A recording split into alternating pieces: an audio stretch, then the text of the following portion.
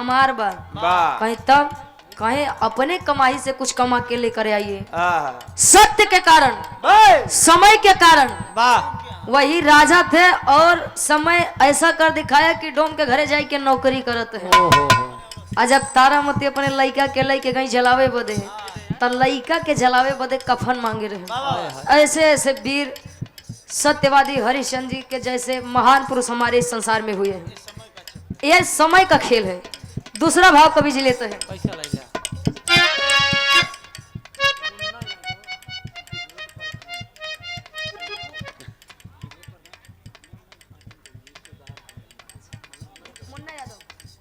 आदरणीय आप हृदय के गार्जियन जी, आप मुन्ना यादव जी।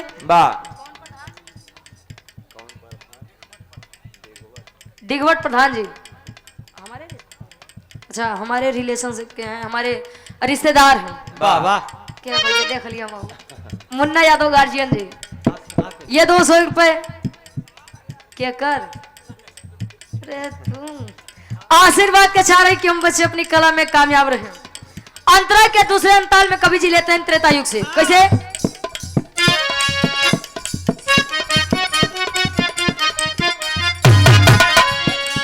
सत्य जाने रामचंद्र गए बीच बना,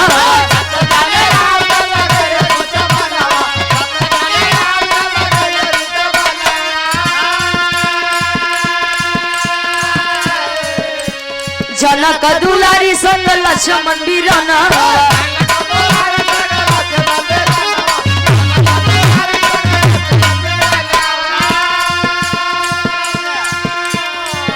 अरे सिया लेके रावण गया लंका दरया, समय होला भलवा।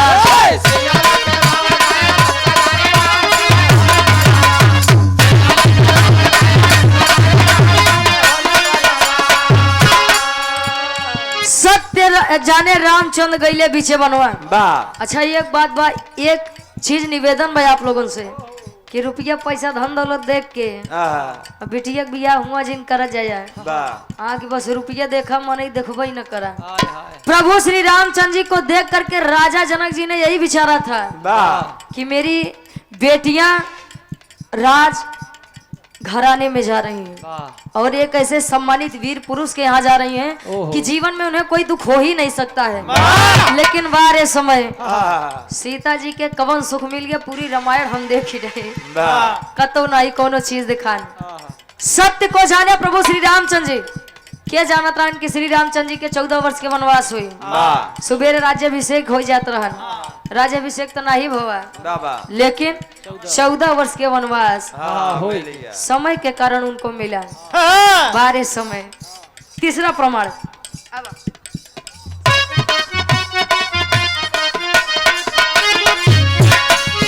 अरे सत्य के साथ दिहल कुंवर कन्हैया,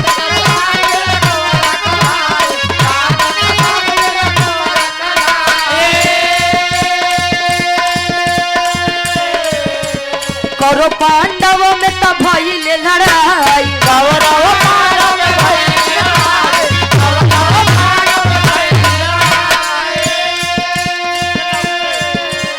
कुरुक्षेत्र लहू से भइले लुहान, समय होला बोलवा।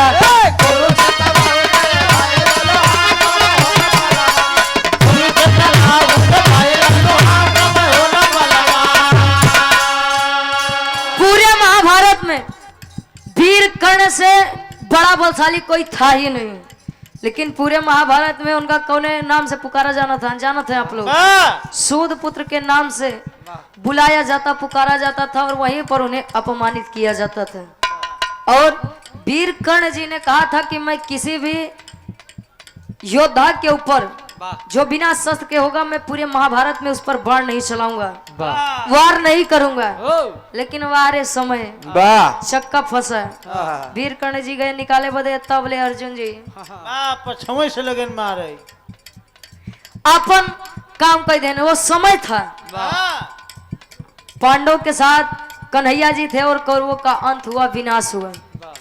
अच्छा झगड़ा तीन चीज बड़े होते, कमन कमन जर जोरू जमीन। देख ला महाभारत के करे बड़े भाई मेहरारू बदे कहे कर रही आन्हर के आन्हर। अनहर के लइका है अनहरे अनहरे भाई ये बड़े गलत जगह कबो हंसे के ना चाहिए वाह और जहाँ पर अन्याय हो वहाँ चुप नहीं रहना चाहिए। अरे तू बैठ जाते हैं अरे अनोख समय आ का बताई कलयुग के प्रमाण अब इनके ऊपर कैसे हाँ इनके ऊपर अब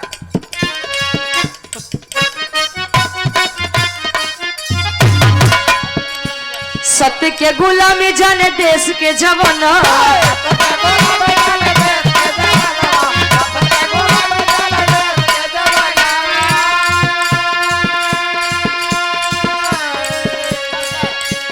कर्ण कर जवाई दिए क्रांति के दिया ना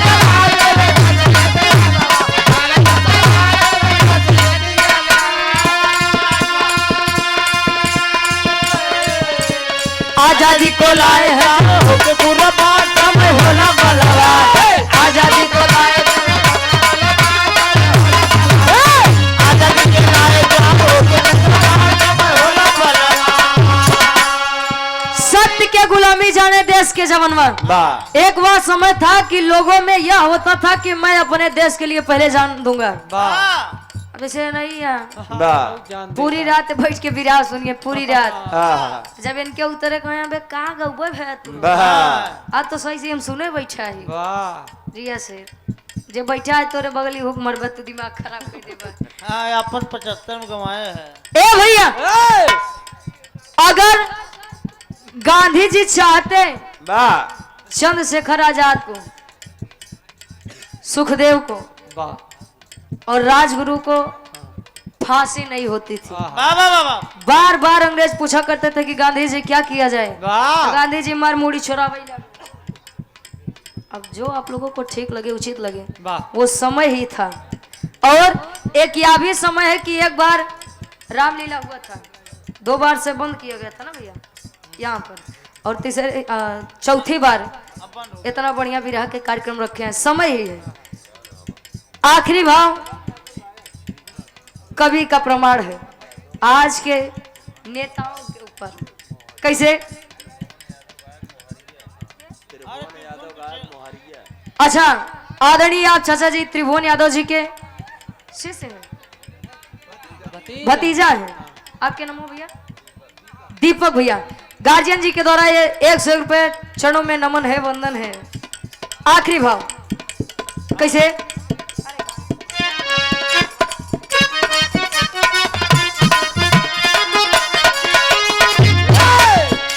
सत्य के भुलाई गए आजकल के नेता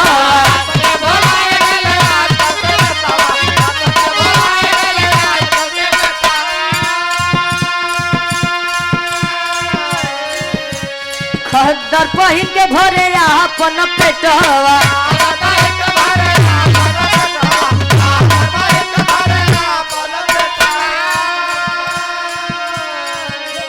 कहे सत्य के भुलाई गईले आजकल के नेतवा देखा नेताजी बुरा न माने लेकिन अब देखा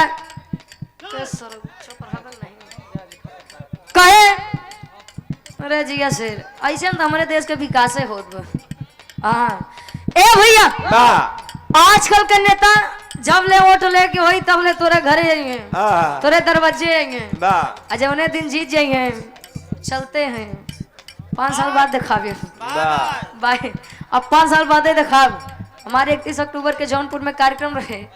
अच्छा एक लेडीज आई थी उन्होंने बताया कि मैं सड़क बनवा दूंगी ऐसा कर दूंगी वैसा कर दूंगी यार पब्लिक गरियावत बा काहे आपकी वोट ले बताया यहाँ खड़ंजा बनवावे वाह 5 साल नहीं दिखाई पड़ूंगी। ए भैया आज के समय में लोग अपना पेट भरने के लिए अपने मेहरारू लड़कियां बच्चा देखा दुनिया का विकास तो होता ही है झूम बराबर झूम सारा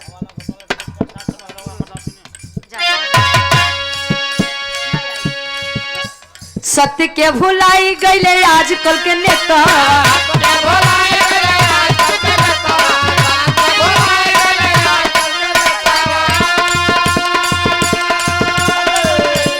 खद्दर पहिन के भरे अपन पेटा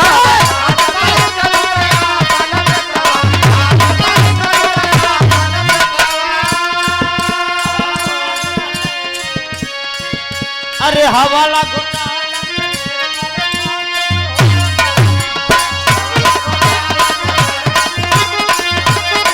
वाह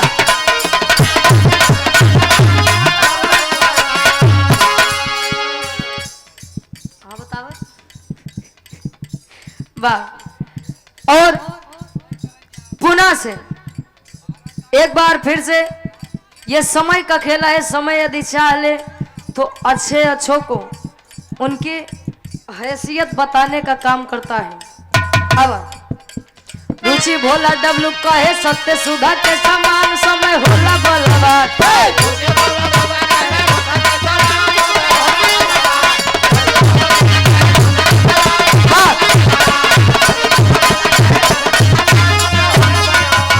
समय होला बलवान।